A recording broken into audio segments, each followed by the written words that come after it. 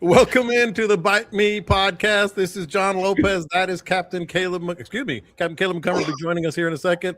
That is Captain Dean Thomas. That is Captain Scott Knoll. And we're not online together. We like to just hop on and get into the show here with all our great listeners. But we have a couple of little conversations here and there. How's it going, et cetera, et cetera. And Captain Dean just said his computer hasn't updated in years, and he doesn't know what a cache is, but his cache is full. So a little help here on the live stream, if you will. If you want to tell Captain Dean and explain what full cache means and why I didn't know this computer. I didn't know this computer had money in it. That's right. Caleb joining us now. I don't know if you heard that, but Dean is long overdue for a computer update. We're talking about how you just hopped on because your computer was updating. And he said, hadn't happened in years, but I know my cache is full. So I've got a full cache. I got a full cache. We'll figure out what that is. Hey, a couple particulars here before we get started. Got a really good show planned for you guys today. The particulars being, don't forget to subscribe to the podcast. That's always important.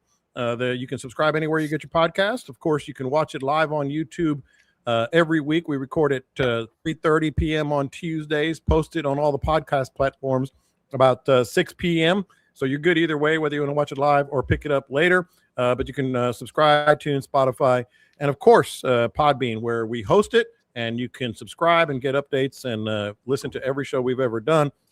And Bite Me group page, 11,500. We've blown past that in terms of the number of listeners that are now members of the community. We always call it a community. If you're new to it, it's really cool. It's a lot of fun to do it. But either way, thanks for joining us. Am I missing anything? Oh, Captain Dean is wearing some Bite Me gear. He's got his little, I guess that's the salmon color, Bite Me hooded dry fit. So there you go. You can get that. Yeah, very stylish. Very stylish, very comfortable. I think it's 50 SPF or whatever those numbers are. I don't know what my cache is either. But here we are. Let's get started. Let's get rolling with this week's episode. All right, so Dean texted this shortly before we got in here today, and I thought it was appropriate because on my regular day job on Sports Radio 610, talking sports and such, we actually brought this up today, and what I said is, I got nothing. We were talking about New Year's resolutions, and I actually like to kind of, do a New Year's resolution every year, even though, you probably break it and bust it by the time you get to the end of January. But I've had good years where I've kept my resolution for a while.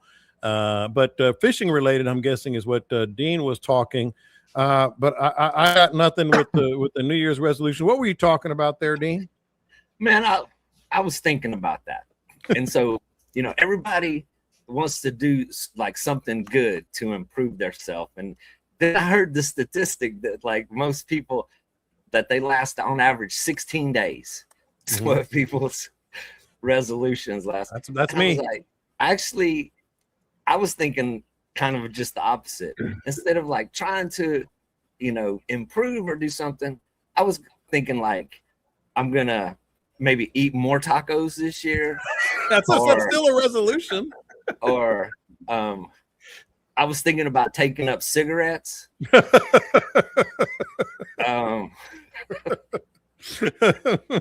Something of that nature. Yeah, my goal this year is to gain 25 pounds. Exactly. I know I can do it. I can do it.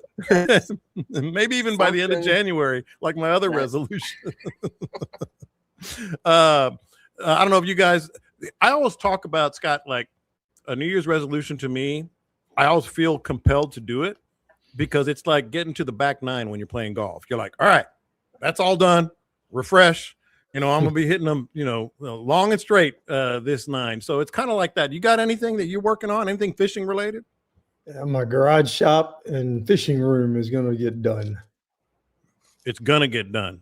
Here's the thing. Here's the thing 16 days. You got 16 days to finish it. And we're already on the 6th. But the problem with that, though, Dean, is Scott's the kind of guy that will do it. he'll do both of those things. Yeah, he probably will. And probably get it done in not much longer than 16 days. So we'll see about that. Caleb. Me and Go Doug ahead. Pike had a bet going that I would get my house built, completed, and moved in before he would clean his garage, which he's been talking about for about 10 years on air. Yeah. And the bet was I was going to take him fishing if he won, or he was going to take me to play golf on one of his special fancy golf courses. Yeah. I won. He still hasn't finished his garage. We've been in the house almost 2 years. Have you played golf yet? No, we haven't even gone to play golf yet. Well, He hadn't paid up. make that a resolution. Caleb, I'm interested in yours. Your New Year's resolution. Man, mine's a pretty tall order. Mm-hmm. I think I'm gonna try to get the lights working on my trailer. The zip tie is holding the license plate on. Went out on 31st, but I got that fixed, so I can't use that as a resolution. So lights is what it is. I got to fold the wire just right behind the little flapper on the bumper. Yeah, I know exactly the what whole you're left talking side's about. gone. Yep. I know exactly what you're talking about. But you're way to set the bar high there, buddy. It's tough. I'm you going want to to talk about some lights. That garage can be clean before I do it. I want a legal trailer. Just one. Yeah. I want to abide by the law. The thing is, like, I'm looking. I have one of those little mail storage things by my desk over there, and I've got 3 license plates in it from my last 3 boats because they never went on the trailer, and not once did I get pulled over because I think the cops around here just expect a boat trailer to not have one, or a trailer. Yeah, a boat trailer. Those things get ripped off. So why fix the lights? You can't even keep a piece of aluminum working. Yeah, but some I've been stopped, I think, twice with the lights. I'm pretty good at keeping them on, but they always go out. Some of those officers of the law are pretty anal about that. They watch the trailers go by. Scott, you might be able to talk to this, and they look specifically at license plates and trailer lights. And safety chains and safety chain. I got that privilege card. I don't get pulled over for lights. That was never my gig, man. I was looking for stolen cars. No, I know, but I'm saying I've seen some where you can just tell them turning their heads and looking. Well, I'm surprised they don't have binoculars. Here's the thing. I got pulled over once for the safety chains not being hooked up, and I was like, "What? That's the best you got?" I'm like, "Hey, I'm cool." I mean, it's a target-rich environment for a cop looking for somebody who's been drinking driving home. It really is. Yes. No. Boy, especially back in the day, man. There was some stupid stuff that happened back in the day. There is something of a topic there. We won't get into it, but just in terms of getting stopped and trailer lights and all that. But I know for a fact that when you're trailering your boat, I sure wish that cop would have stopped me for not having my.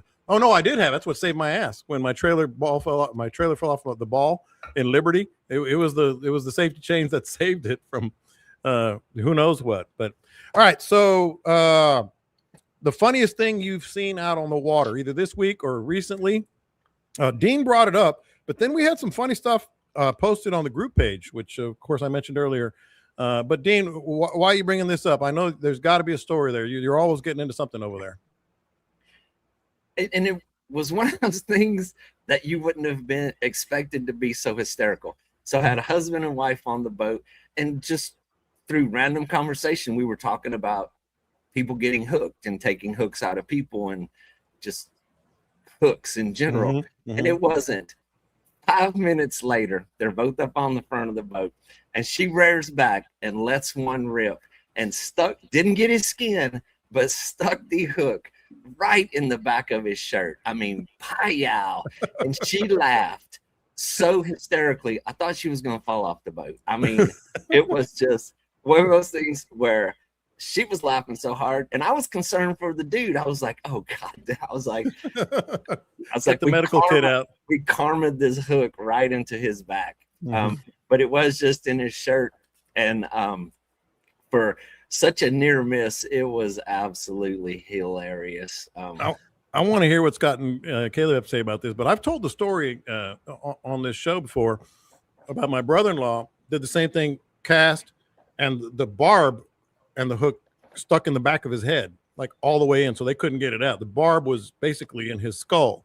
So they go to the That is not fun. So they go into the emergency room, walk in, towel or napkins or whatever, holding it in there. And the first thing the doctor in the emergency room does is cut the line at the hook. He had the hook, the line, and the rod he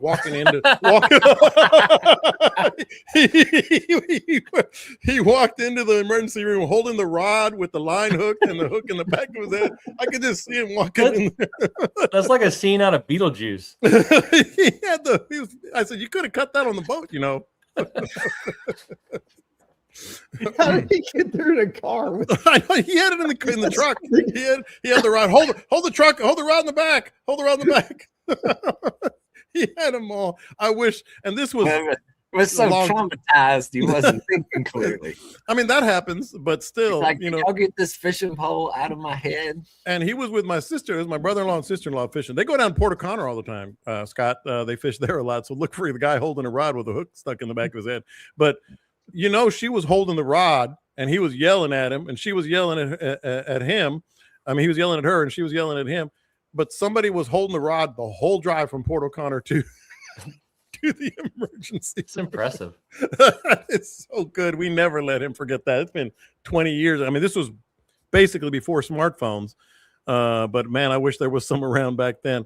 Caleb, I know you probably had one of them, but they are scary when you're captaining, especially. You, as Dean said, you kind of think, "Oh boy, get the medical kit out." But what have you had? I had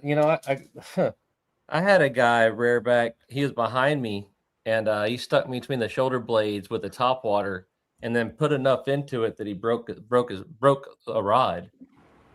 Oh boy! And I think I really freaked him out when I finagled some pliers around and yoinked it out, because that's the kind of insurance fishing guides have. But the crappiest part is one of my rods. Oh yeah, so that's what you're mad about. Yeah, I spend people, unless you fish with me, it's kind of hard to picture what I do. But I'm on a burn bar way up in the air behind the people fishing, and this 21-foot boat I have does everything I want except get the money makers away from the path of that jig head every cast. Yeah. And you wouldn't believe some of the moves I've made on an 8-inch by 14-inch piece of starboard up there. Little hip swivel. Oh, dude, it'll keep you on your toes, both figuratively and literally. Funny though, my insurance covers self-extraction. I mean, they're not going to do much different. It's just going to be numb or something when they do it. Let's just get it over with. Yeah. So the question is, funniest things kind of morphed into the hooks. But Scott, I'm curious on you. I was talking about some of the things on this. Caleb had me laughing about this because you had a hell of a trip with I think it was a couple, and you posted it on our group page and on your Facebook, where she caught, was it an 11.5 pound redfish? Oh yeah. Speaking of funny things, that was a brother and a sister, and I can't name any particular moment, but one of the funniest things I saw was the brother trying to keep his cool, teaching his sister how to redfish up on the front of the boat. And she's got 11.5. She had 3 slots over 11. The first, the one that I posted was 11.5, and it was barely over 27 3/4. And she caught it, and she gets it up there, and I'm I've sucked all the wind. There wasn't a ripple in the water because I sucked all the wind out of the bay whenever I saw that fish. Yeah. And her brother looks at me and says, trouble is she has no idea what this is. That's what had me laughing. She said, "Is that a good one?" Well, that's what it was. He said she has no idea what this is, and she looks at, she goes, "Is that a good one?" yeah, that's a good one. and to even make it even more of a wild first timer deal, man, that was on New Year's Eve. It was, the water temp I think was 51 when the morning started. My boat's covered in spider webs. It wasn't a good positive bite. The fish were all pretty spooky, except those 3 hammers that she caught. One of them came up to the boat, and she didn't even have to reel. She just stuck her lure in the water and jigged it. Oh, I saw that video. Yeah, it's wild. She had them trained for her. She needs to get back out on the water and realize that she's good at this. She's lucky anyway. And then Our guy Dylan McWilliams, he caught a mullet on a soft plastic, which I've seen done before. I don't think I've ever done, but I've seen done before. So some funny stuff out on the water. Scott, I haven't gotten to you yet. What's coming to mind? I had father and son out this week. They were a lot of fun. They're just them busting on each other, and I've known him so long. This kid's a junior in college. I've been fishing since he was 7, 8 years old. So I got a lot of background on him, but hell of a fly fisherman. But his dad hooked himself. God, Larry, I guess he probably hooked himself 4, 5, 6 times yesterday. With the fly? With a fly. Yeah, we had a question about that. Yeah. It was a little windy and the wind blowing aside crossways, But yeah, just those two cutting up with each other. It's so much fun to be involved with those guys. When you get the customers that are like that you've had for a long time, and you got some history, and you can bring up old stuff, like old fish that broke off or fish they missed. But the son said, "Man, I can't believe it slowed down like this. We had a really good hot start. I mean, just school after school of tails." And he was on the bout. He kept missing. He finally lands one. Then it's his dad's turn. There wasn't hardly anything left, and it slowed down a lot. And later on, he says, "Yeah, I can't believe you can't get one." He says, "Well, I only missed a couple of them early." And his dad looked at him, was like, "There was at least 8 schools there, buddy." Yeah. That's where you connected. That's all you saw. Yeah. Mm-hmm. And he said, "Oh, those schools weren't very big, though. It was only a couple fish." I said, "Not from up here." It was more than a couple. It was 20, 30 fish in each school, man. Yeah. He's just ducking his head. And yeah. I guess when the fly fisherman, and I hadn't thought about it, but I think Perry brought it up. He's surprised you don't get hooked by the fly. That's got to be a regular occurrence with flies. Oh, dude, it's constant. I mean, that's stand up. He talked about being on the burn bar. Try being on that pulling platform. You ain't got no place to go, nothing to hide behind. Mm-hmm. Those flies are whizzing past your head. But the only thing I got is my push pole. That's my head. I don't even like a lightsaber up there, I don't even have a utensil to defend myself with. Scott, I was thinking that it's arguably worse when you get popped by a fly than getting hooked by one. At least when you get hooked by one, it's just done. Popped, you get it 5 or 6 in a row before the dude figures out what he's doing to you. You get a bruise. It sucks. I always watch their casting in the beginning, to kind of get an idea if it's somebody new. I had a new guy, and his casting was terrible. I mean, he was scaring the crap out of me in the first 5 minutes. And it was windy, and he had no idea where his back cast was going. And so I said, "Hey, man, swing that fly around over here for a minute." He swings it over, and I grip my pliers out, and I bend the barb down. And he said, "Man, you can't do that. I can't catch a fish if you bend the barb down." I said, "It'll work just fine. Just keep pressure on it. It'll be good." So as windy as it is, you're liable to hook something here for too long. It whizzed past me 2 or 3 times. Yeah. Just making it weedless. He complained about it, and then within about 5 minutes, he hooked himself deep right in the back of the neck. Oh, it would have gone past the barb. And I hopped down. He said, "I got myself." And I hopped down. I just plucked that sucker right out with no problem. He says, "How deep was that?" I said, "Past the barb." He goes, "Okay." Changed his whole attitude. Yeah, I guess so. And that does remind me of something. I texted you guys last week. My middle son, BG, the sicko of the bunch, he got a sawgrass fly rod. And I guess for Christmas, and he did some fly fishing in New Mexico with his I guess uncle-in-law. They went on a vacation, so he's looking for a reel and a line. But it got me thinking, he likes to kayak, and I don't know if we've ever covered this. I certainly am not the expert on this because I don't even know how to fly fish. Maybe I'll learn a little bit when he starts doing it. But what about fly fishing in a kayak? Does it have to be stand up? No. I know no. I always thought you had to stand up. Never stood up to. We would have to stand up, John. Kayak. Yeah, you and I would have to stand Me up, and you. Caleb. Yep. Yeah. But how does it work? Well, the thing about with kayaking in general, you get a lot closer to the fish. You're not trying to stretch out really long casts because you're stealthy and you can get really close to the fish, and you're not expecting yourself to, to throw out 70 or 80 feet of cast, where when you're standing on the deck of the boat and you're up above the water, you can stretch that thing out and let it fly. But kayaking, you will make a lot of shorter casts. Mm-hmm. And so, Scott, it's just, you're just going, because I know one thing you guys have told me is you don't really flick your wrist as much as you would like on a river. It's more of an arm thing. So it just kind of gets even with to the water, the fly on the back. Yeah, I mean, you got to, if you get it in your head that you're throwing it at a 45-degree angle up on your backside, if you have that in your head, then you're laying it pretty much flat. So 45 back, not 45. Yeah, everybody thinks their fly's higher off the water than it is. Mm-hmm. If you watch the back cast, it's generally pretty low, and you want it to be higher. So if you get it in your head that pretend like there's a tree behind. No, I got you. Yeah, I got you. I think that's good advice. And you can get the way it was. The way it was described to me on the back cast is think of that you're throwing it up over a wall. Think of a wall behind you, and you're throwing it up your back cast up and over that wall, because I mean you can't see your back cast. Normally you're looking forward and you're watching, so it is kind of thinking about what you're doing. Yeah.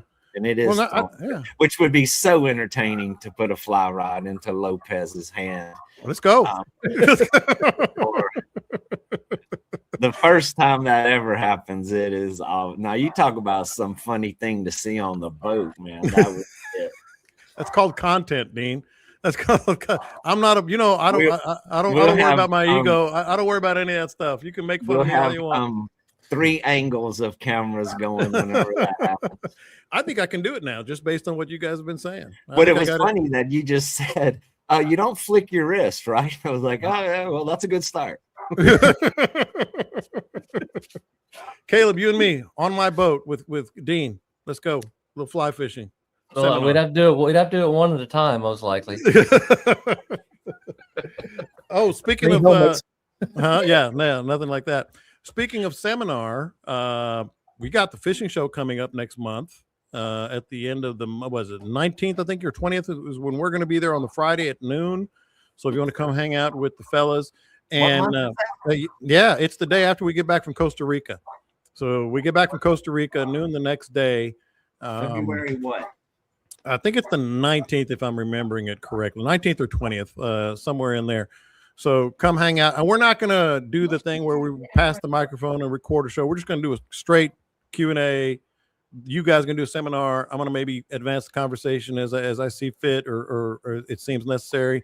And we're just going to have some fun. We'll bring some stickers, and I'm sure we'll have some lures. Caleb always has some goodies that he can pass out for people that ask questions. But you guys looking at the calendar? I don't have my calendar open, but it's that Friday at noon, the Friday of the Friday of the fishing show. It is I'm looking at it right now, 20th. It is February 20th at noon. And I know we'll be landing the day before from Costa Rica, but I don't know if Dean has to bug out back to the house or not. But if not, we'll all be there. If he does, Caleb and Scott and I will be there at noon. It's always fun. So be a part of that. Now, let's move on to or you got something? It sounded like you were saying something, Caleb. It's not on Valentine's Day this year. I wasn't gonna say anything, but that's what I noticed. We're going to be in Costa Rica on Valentine's Day, which that's a lot of pressure. Mm-hmm. That is a lot of pressure. Somebody said they don't celebrate Valentine's Day in Costa Rica, so we're good to go. Oh, we're off the hook. Hell yeah. It's an American. We are off the hook. I think the ladies should just stay home and cook for us when we go fishing.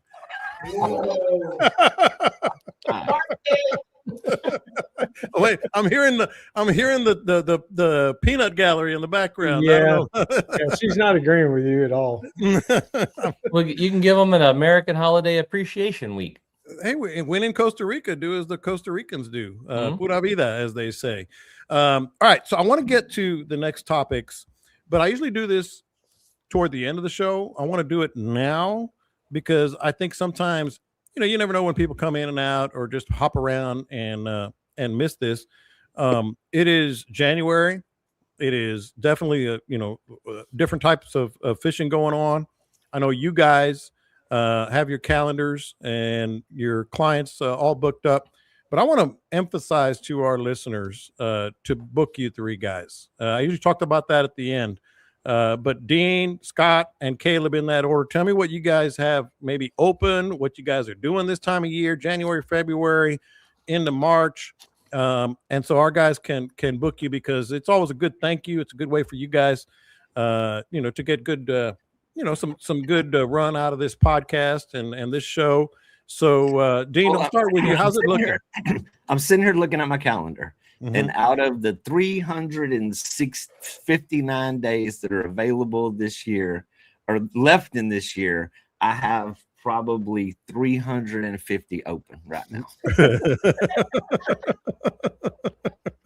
I mean, at this time of year, after the holidays is when people start thinking about it. They start to book up now. But if you do have a date, if you have a window where you're thinking about fishing, it is time to make the call and get it on the calendar. And you're down south. You're down south in Aransas Pass and that area. So what can they expect? Let's say they're looking at February before or after the show, the fishing show, maybe into March. What kind of fishing would they be looking at right now?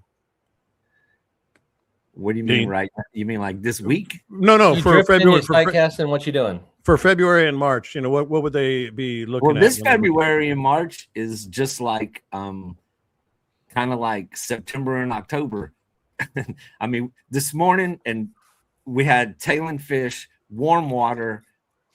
I mean, it's sight casting and it is tailing fish, and man, we still got mullet on the flats, bait fish. We have not had a winter where we start talking about slowing it down and slowing the presentation and letting things hit the bottom and lethargic fish. And unless something dramatic happens, I don't think we're going to have that this year. All right, Scott, your dates and what they can expect. Port O'Connor area, for those who don't know.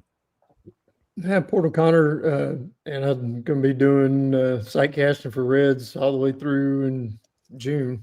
Mm-hmm. And then the tarpon will get here. And then I'll do tarpon from June until late October.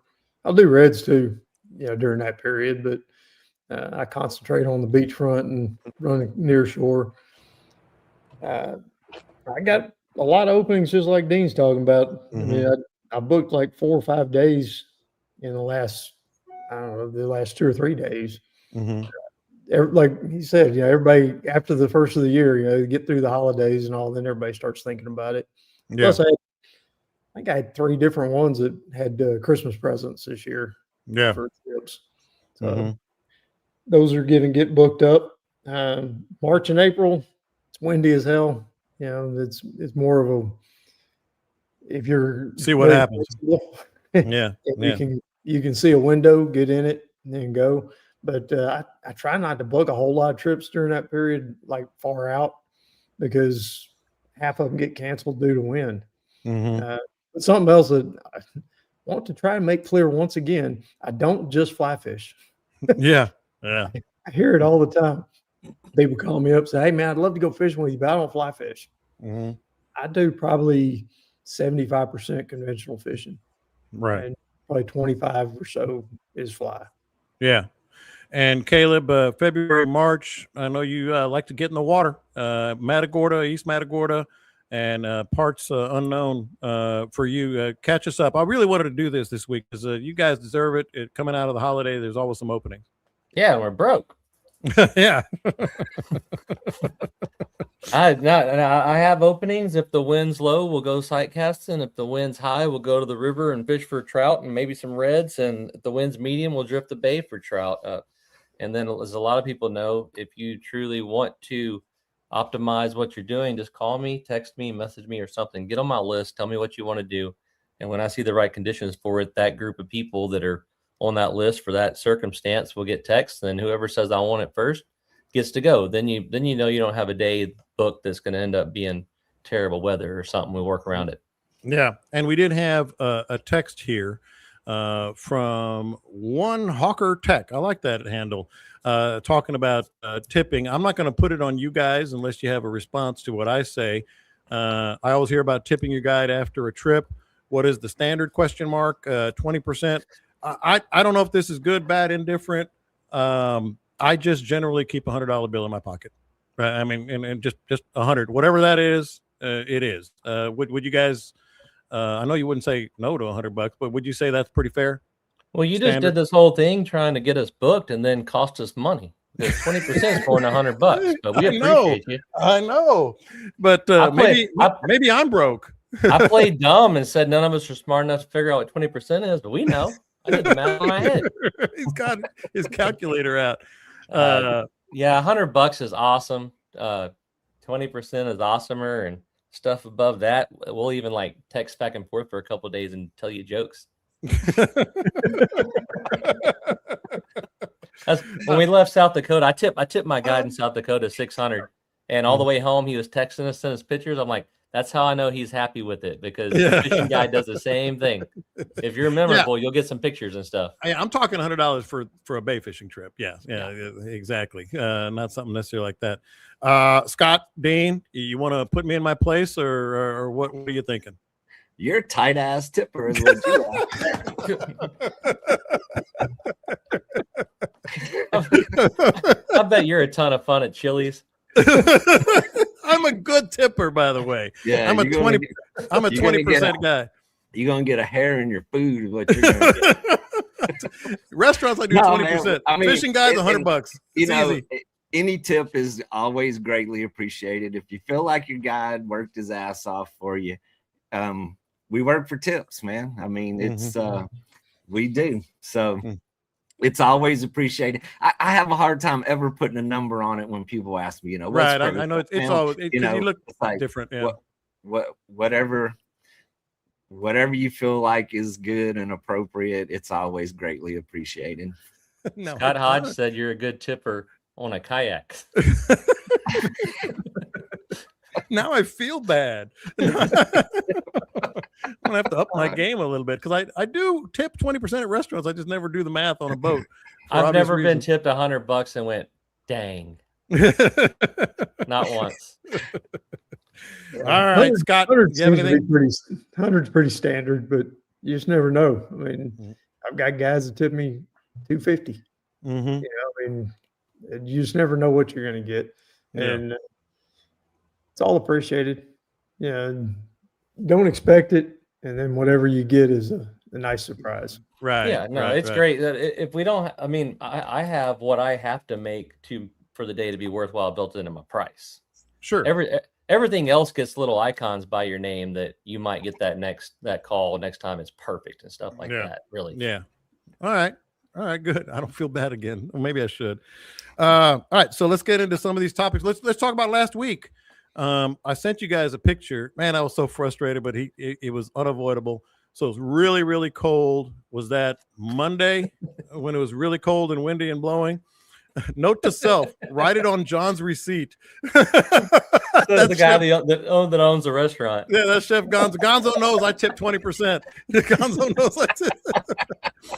He's gonna circle. He's gonna circle the total. He's gonna do the math. Do the math for you. Yes.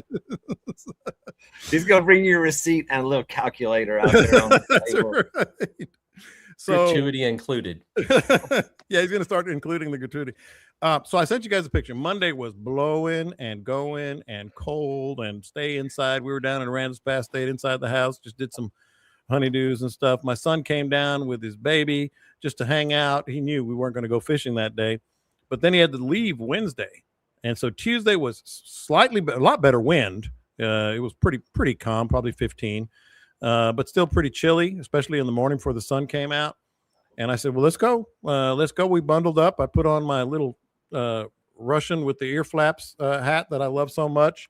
Don't sleep on that thing. That is the best investment I ever had. When you have those ear flaps with the Velcro on the bottom, baby, that thing is warm. Anyway, so we went out, and I just knew, boy, tomorrow's going to be great. Tomorrow, you always hear about, you should have been here yesterday. We were out there thinking we should be here tomorrow.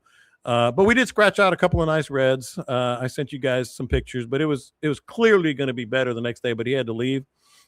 Anyhow, I say all that to say this. How was it last week? Caleb, I'm going to start with you. I think you got out there pretty early too, maybe Wednesday. But we had the big front, had the big winds, dropping water temperatures. open-ended question for all you guys. I'm gonna start with Caleb. How was it after that front? I found it to be phenomenal. Absolutely. Yeah, I was out on Wednesday because it blew pretty hard till lunch on Yeah. Tuesday. Yeah. But now when that wind subsided, it got good. And then the guys fishing for trout in deeper water did really well. Last week was good. I have no complaints. But now it's 81 outside again, so we're gonna start over again. Well, I'm going to get to that because I do have a follow-up. But Scott and Dean, Scott, Dean, I think you were at the ranch, but from all your contacts and friends down there, was Wednesday the day? Please don't tell me, but even if you have to, because I was just killing myself for not being out there Wednesday as well. It actually started on Wednesday. Yeah, And it has been really good ever since. I fished Saturday when I got back, and Saturday was a tough day for me to get them to bite. We saw reds. We belted out, bending some rods with some speckled trout on the drop off. But that was right at the peak of the full moon also. And so, I mean, that rhythm comes and goes a little bit. But here it is Tuesday, and I just can't tell you how amazing it was with nobody, not a soul in sight on the flats. And the redfish are jumping in the boat right now. Plus, every day that we get past the full moon, we'll get a little better this week. So, Scott, I want to follow up with you on this. First of all, what your thoughts were post front, mid coast there, mid lower coast in Port O'Connor. But the question comes up: should we got another front coming? Pretty good front, not as bad as last week, but we got another front coming this weekend. Some wind, lower temps. Should we expect the fish to behave the same after? Is the kind of the follow up? But how was it for you? That was good. Wasn't expecting much. Our water temperature dropped. We had that little front Saturday night into Sunday, and water temperature dropped like 17 degrees overnight. Backside of a full moon, and something they didn't mention, there's no water. The water was gone. I mean, that's the lowest tide I've seen this year. And so I'm heading out with my regulars thinking, I don't know, boys, this might be a little tough start, and then the sun's going to come out, and then it's going to warm up, and then the water temperature went from the 70s to the 60s and low or high 50s. Yeah. And so I wasn't expecting much. We roll up on the first place, and there's tails everywhere. I mean, they were rocking and rolling, but it pulled all those fish. That super low water pulled all the fish out of the back lakes. They were all out on the open shorelines and little small pods and moving along really good. But last week I didn't get to fish that one behind that front. I was down there with our buddy Marcus Canales. Oh yeah, running some deer hunts, sitting in a deer stand at 92 degrees, and then the next day it was 41. It changed rather quickly, and I wasn't exactly prepared for that. I didn't bring the tools, so I had to borrow a jacket from Marcus. Y'all all know what size Marcus is. Yeah, did you have to butter your elbows to get in it? He goes walking out of the back room. He's got this jacket, and he says, "Hey, I got you this jacket here. It's way too big on me, so it should be okay for you." Nope. I was wearing a girdle all day, man. Cade's clothes are way too big for Mark. His jackets to fit around you. So what about behavior after this front? I know other than the obvious, the drop-offs, the behavior of the fish. I don't think it's going to change all that much. I mean, it's not a real cold front from what I'm seeing. The reds have just been staying up there shallow. I mean, I found them shallow every day. And it needs to drop. The temperature needs to drop and stay cold because the mud under the water is not getting cold. It's staying warm, and that's why it rebounds so quick. I mean, if it's only cold for 30 minutes in the morning, it's we need if it's going to change the patterns and their behavior, it's going to have to be drop the water temperature in the 50s and keep it there for several days before we start talking about wintertime stuff. Yeah, not to repeat what they said, but to back it up, every fish we caught last week was covered in mud on its belly, covered in sea lice. All they did was just hunker down in the mud for a little bit, and then the sun came out. And shameless plug for the boat company. I was really impressed how shallow a 21-foot JH boat would draft, because that's where we had to go to find them. They were way up there shallow and just doing their thing. So I agree with everything they said. I was going to say the same thing, Dean. It was way out the water. I'm glad Scott brought It that was up. gone. It was Saturday, gone. the day it was negative 1.2, Yeah. which our normal tide that we drift around on the flats where we have good access is like 1.5, 1.7. So you're looking at 2.5 feet of Mhm. water gone on flats that usually have 2 feet of water. Yeah, So yeah. And they were- I made the cut into the bay, into the flat there, just to do my little circle so I could do a good drift with the wind. And BG was looking over the side of the boat going, dang. I mean, I can't say enough. And that was a well, Freedom bunch of 23. those, the cuts that are normally used to get on and off of those flats were bone dry. I mean, Yeah. they were Mhm. land. I mean, as we were drifting around and running, I mean, I was looking at numerous places that I usually run right across that were land. Yeah. Yeah. So So that- I was impressed. that was I was a very, little, shout out to Chet Wow. and the fellows over in Victoria at Freedom, because it was I had no issues, zero issues at all in there. Sunday on the way back, I did not take any of my normal shortcuts. Mm-hmm. I stayed in that little marked channel down here at Port O'Connor. There wasn't no way. It was daylight, and the towboat USA was heading out, and then I saw Sea Tow about an hour later. Yeah, and when They we were went busy. out, it wasn't minus 1.5. I think that's what you said, Dane. It was about -1, but still, I mean, yeah, that's a little cautionary tale too, to be careful. But same thing with you, Caleb. It sounds like you were pretty impressed with how that thing ran. Oh yeah, and low. I've been using little side ramps, kind of just where I can, not a whole lot of people around, go do my thing, come back, Mm-hmm. I get left alone.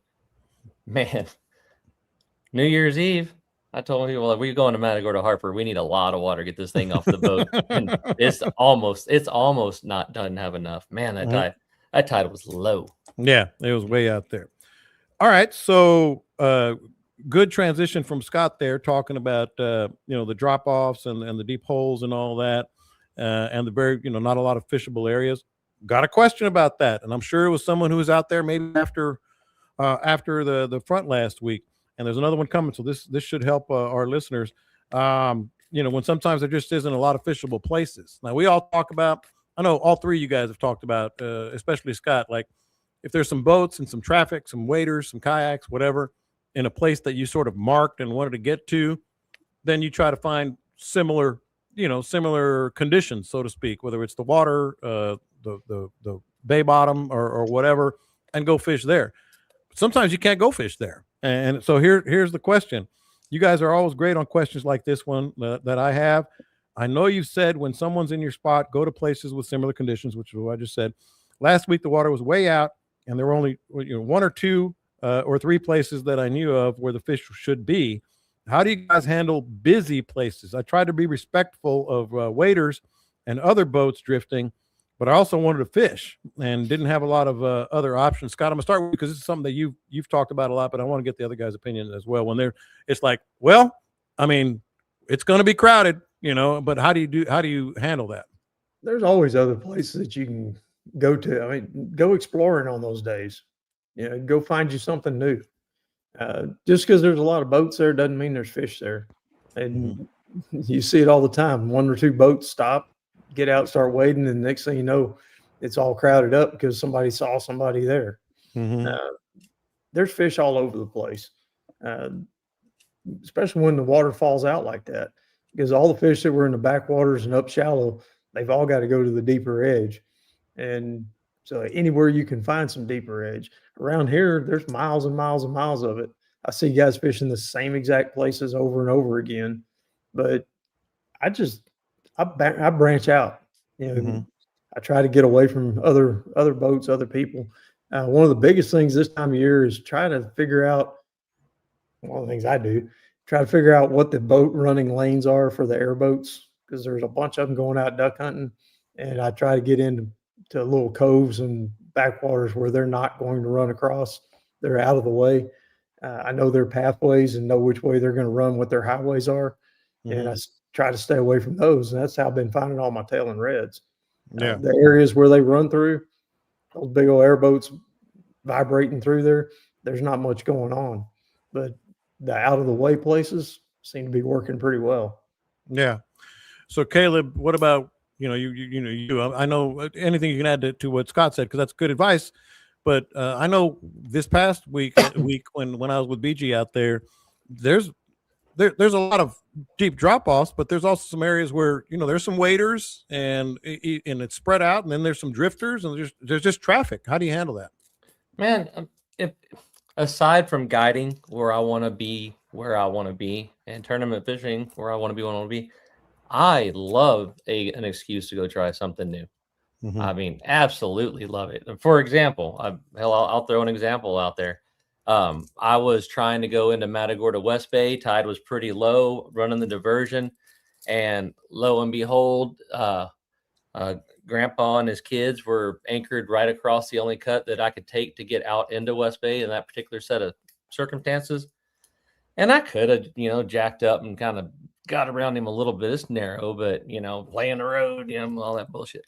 But man, I was looking for an excuse, and I sight casted the edge of the diversion channel all day, and it was phenomenal. And now I have another tool in my belt, on that set of circumstances. Now I know, what, that's probably pretty good. Yeah, just like I think Scott said, go exploring.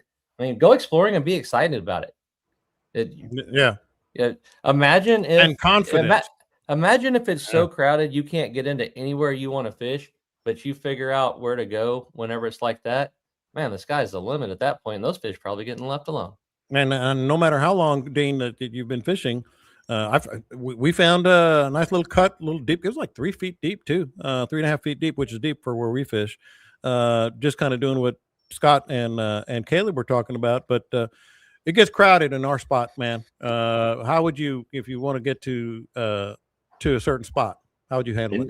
I mean, I refuse to join in the crowded fishing areas. I mean, that's just, I'm just not going to do that. I don't want to infringe on other people's space. And same as, so you kind of lead by example. If you do it to somebody else, you're going to get it done back in the end. But it's crazy that, like Scott mentioned, of all the miles and miles of the outside of the flats, and people tend to congregate in certain popular areas. And you can easily move down that shoreline. And I mean, don't get stuck on your go-to spots. I mean, both of the guys, everybody said it, explore a little bit, make it an opportunity, make it a positive instead of a negative, go out and see what you can find. You just got to be careful on that low tide, because you might find something you didn't want to find. Yeah. But and I did some drifting because we got away from it. There wasn't a lot of boats on a Tuesday, but still, there was some part of the fun and the adventure of being out there is going exploring new areas. Self-satisfaction. I mean, and then whenever you do it and it pays off with a badass fish, man, pat yourself on the back. Sunday was a great example. On the way out, I had several spots in mind, and there was a boat on every one of them. There was a boat with 4 waders out at one. There was another boat with 3 waders out at the next. There was a pole and skiff at the next one. I just went a little bit further down, and I turned into a section of shoreline where I don't normally pole it. It's just not, it's not a real wide open grass flat. It's pretty narrow right up against the bank. Stopped, and it was solid tails from one end to the other. It's not one of my normal stops, but it might be now. Yeah.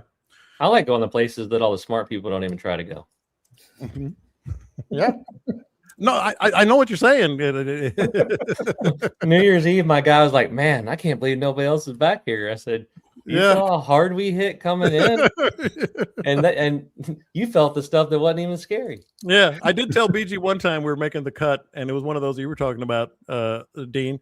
It didn't have any water on whatever day you were talking about, Thursday, but it had a little bit of water, and I did tell him, I said, all right, hold on. And you just get that little zip, little pause. I knew it was sand, but he's like, whoa. I was like, yeah, we're good. We're good now.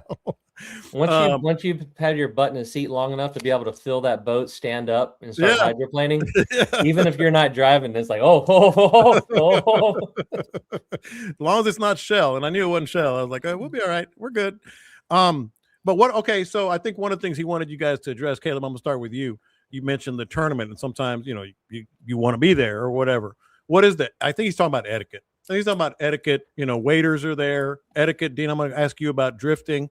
Maybe there's a spot that you just feel like you have to be. I think that's where he's going. But what about when there's waiters there? Man, I think every scenario has a different set of circumstances. I think every bay has a different set of rules. In Galveston, you can get a lot closer to each other than you can in Matagorda without getting yelled at.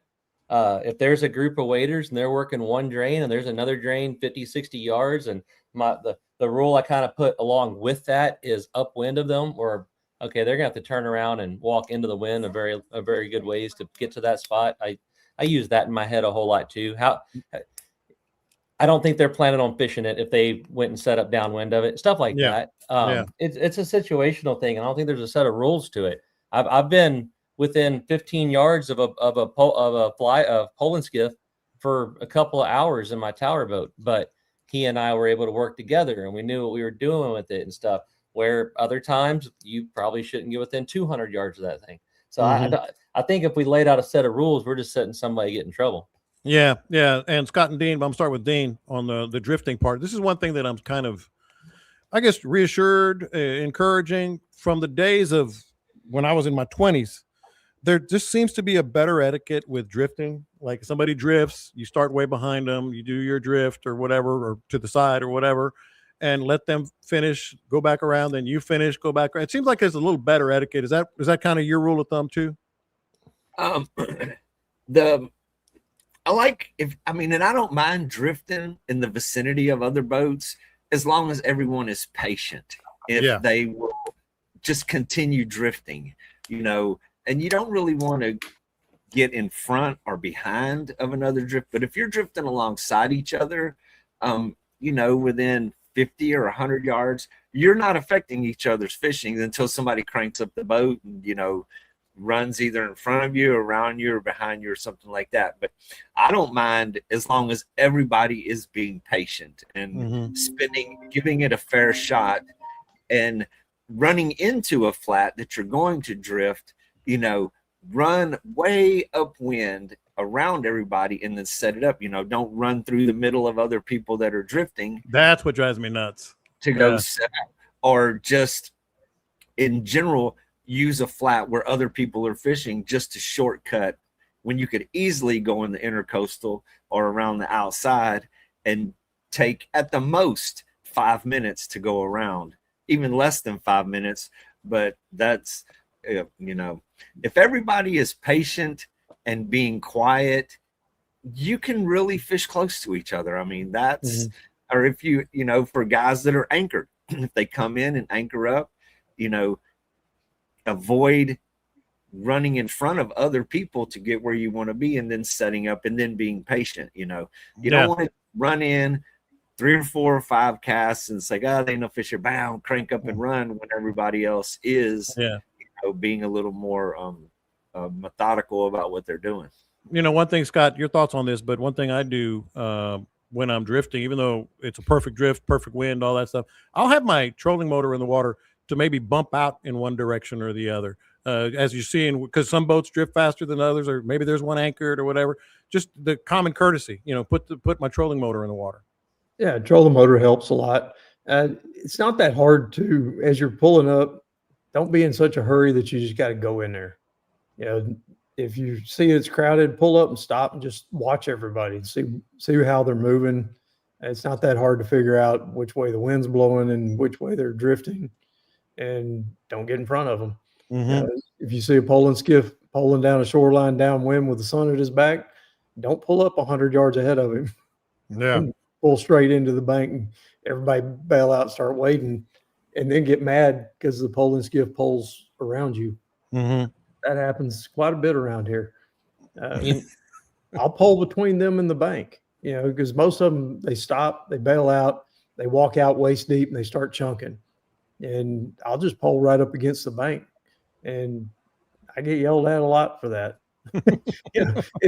It's kind of crazy. I mean, I'm going. They have no intention of going over there. Yeah, I'm going behind them. I'm going slow and quiet. Mm-hmm. And I'll usually even tell my guys, don't fish while we're going behind them. Wait till we get past them. And I just slip past them. Mm-hmm. That pulling skiff is way quieter than people wading. Mm-hmm. I mean, it is dead quiet. And guys sloshing along wading, they're making more noise than I am pulling. But yeah, it's just common sense. You just got to sit back, watch what's going on, use your common sense, and go in nice and quiet. And it's crazy because right now we get kind of spoiled because there's not a lot of people, and I find at this time of year people give each other much more space. There is more patience. There is more courtesy going on right now. I mean, I've been sitting on a shoreline, drop off somewhere, you see a boat coming, and it kind of looks like they're heading your way, and then they veer off and give you plenty of space. Yeah. At this time of year, that tends to be a little more common, but man, let spring break hit, and that goes straight out the window. And then all of summer, nothing matters. And this is the time of year you live for right now. I mean, it is another world out there. Weekdays in January are just amazing. This time of year, you have a lot more of your seasoned guys out there. But if you roll up and get quiet and give it a minute, you'll have enough time, and they'll be able to hear you while you're asking them if they're catching anything. So, I mean, it could really pay off for you. Hey, how y'all doing? Yeah. I had a guy float up behind me one day. It scared me. It's kind of like Scott's pulling skiff. He snuck up on my ass, and he was like 10 yards behind me. He said something. I almost dropped my rod. He was drifting. I was waiting. I turned around. I said, man, you've got 21 miles that way and 2 miles that way. Why are you right behind me? He said, I saw the fish. And I was like, well, I can't argue with that. That's perfectly logical. I get it. I get it. I'm getting a lot mellower in my old age, man. I was like, look at you. You're evolving. Quite the point you got there. All right. Yeah. I see where you're going with this. I want to do one more quick one here. We're going to skip ahead the whooping cranes. We'll get to that next week, and the aggressive bite versus the non-aggressive bite. But I do want to get to this just because it was recency happened here. What are you most anal about on your boat while fishing? And like the reason I thought of this was, my little pea brain came up with this because we were fishing. He caught that redfish, and there's just a couple of drips of blood, got on the deck of the boat. Immediately, I got that little bag I keep a jacket in, dipped it into the water. You see me do this, Dean, and just started washing the blood up. Blood on the deck of the boat, to me, it's the bane of my existence because I know if it dries, I'm gonna have to clean it. That's one thing I'm anal about. A little bit anal about the ice chest lid, depending on the circumstances. But what's something like while you're fishing, you're just absolutely anal about, Caleb? Man, I'm with you. Keeping the deck of my boat clean because, gosh, dog, it's a lot of work if you don't. It's so in fact, hard. As you were saying that, I was thinking to myself, I need to put it like one of them little brushes on the boat. And I did it. I did it a lot on last week. Man, other than that, I'm pretty chill and easy going about stuff. But yeah, keeping the deck clean. I can't think of one thing that matters more to me than that. Scott, you're next because I know this is something that Caleb does not do. And I'm not going to say I'm perfect about it, but I'm pretty good about it. Just popping the plastics and jig heads into the little taco tray that Parkoff made us is what I use on the console of my boat, and just leaving them there. I just cannot leave plastics and jig heads on the console of my boat. Yeah, I don't like lures laying around. Mm-hmm. I want them put away. There's too many things that can happen on that. People step on them, they fly off the console when you're running. I like for them to be put away. Yeah. Anything else? That's really my main one. I think the blood on the boat, it power washes off pretty easy. It's usually not a big deal. I hate it. I mean, during the summer when we're out there on the beachfront and we're chasing those little ones on the jetties, chasing those little tarpon, and we get into a bunch of skipjacks, that's the Mhm. only time I get a little anal about it then. Or ladyfish. That's what I mean. Skipjack, ladyfish, whatever you want to call them. Yeah. They're pooping and they're bleeding. I mean, that's all they do when you catch them. Yeah. And yeah, I do tend to wash the boat off a little more on that, because those things make a mess. Dean, I've fished with you a lot. I don't know if there's anything, maybe I'm missing something you're really anal about on your boat. The reason, because it's everything. It's not one thing. And it's funny because I never really thought about it. And then when I read this, and I was like, well, that's kind of weird that nobody's ever asked that. But I mean, I like everything and like lures, used lures, you know, the used worms that get peeled off. I want all the trash in a bag in a nice, neat place. And another thing that I do that I find myself doing is, so the rods and the rod holders, I want the soft plastics to be together, the spinners together. I want the bait casters with the top waters together. My tackle bag has to be in its place, zipped up. I just like things neat and orderly. Maybe to a little bit. That's not anal, that's OCD. Okay, yeah, OCD is. And and this is coming from an OCD person. Caleb, go ahead. Man, I'm just happy if all the rods are in rod holders. Hey, my number one, and I haven't had that in a while because I really haven't had the party groups in a long time. I don't really drink on the boat. I don't care if you do, but man, if you put that stale, empty ass can back in my cooler and make my Gatorade smell like stale beer, you're going to have a problem. I can't stand that. That's just nasty. Man, in my cooler, I keep all the water bottles stacked up on one side. They are lined up. They are lined up perfectly. I can attest to that. Just weird that way. One very frustrating day was when I fished a tournament with Caleb, and he went through every lure in my box. Just these reds that were being a little particular. We could see them and we couldn't catch them. And he literally was like tying a lure on, cutting it off after 3 or 4 casts and throwing it up on the console. It was everything I could do not to throw him off the boat.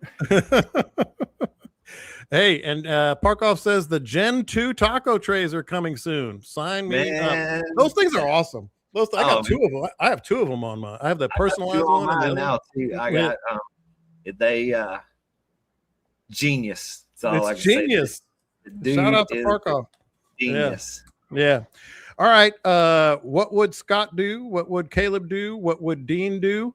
Let's get to it. No, I mentioned another front. Scott, I'm going to start with you. You're generally more prepared, but beyond that, you were mentioning earlier, the front's not going to be quite as severe as the last one. So what are you thinking? What would you do? I'd get out there Friday.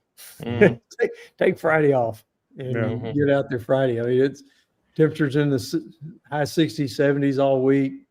We got these low tides. The fish are moving up on the flats. They're doing their thing. Got almost no wind on Friday. It's less than 10 all day. Saturday, I'm showing 27 gusting to 34 at daylight. So, and it's northwest. So what little water we have is going to even get pushed out more. Sunday, it lightens up quite a bit and be in the 50s. They might slide back up there on the flats. Not going to be real sunny from what it's showing. Supposed to be a little bit of rain maybe. But I would think that over the weekend, Saturday would not be the day that I would go. And then we're too late in the year for the drains. If it was earlier in the fall, I'd say that's a perfect drain day. It's got a northwest wind with outgoing tide. Low tide is right at daylight down here. But low tide's going to be 0.2. And then we're going to have a 27 gusting to 34 out of the northwest. So count on that being about a -1, somewhere in that range, -1, 1.5. But Sunday, it should be coming on back in a little bit. The winds slack up. And I think the fish will just go right back to what they've been doing. It's not that cold. So, Dean, my granddaughter wants to go, quote, real fast on Hawpaw's boat. She wants to get back on my boat, so we might be bringing her down. And then again, we might not because of what Scott just said. But Saturday afternoon, Sunday, it's not awful. Temperatures up into the 60s, at least what I'm looking at. What are you looking at? What keep would you telling yourself that. And bring her a little jacket and a little banky and wrap her up and go fast. And go fast. Don't plan on doing it for very long. No, I think she wants to go on a boat ride because she did it at the Feeding Frenzy and has been talking about it. That was in September. And been Hey, talking about it. if you go into the wind, you won't even have to go fast, and she'll think you're going real fast. So he mentioned Sunday. Is that your day as well, Dean? If you had to get out, Any day but Saturday. Sunday's still going to be a little breezy, and the day after something dramatic like that, it's going to be challenging. Tomorrow, Thursday, and Friday looks great.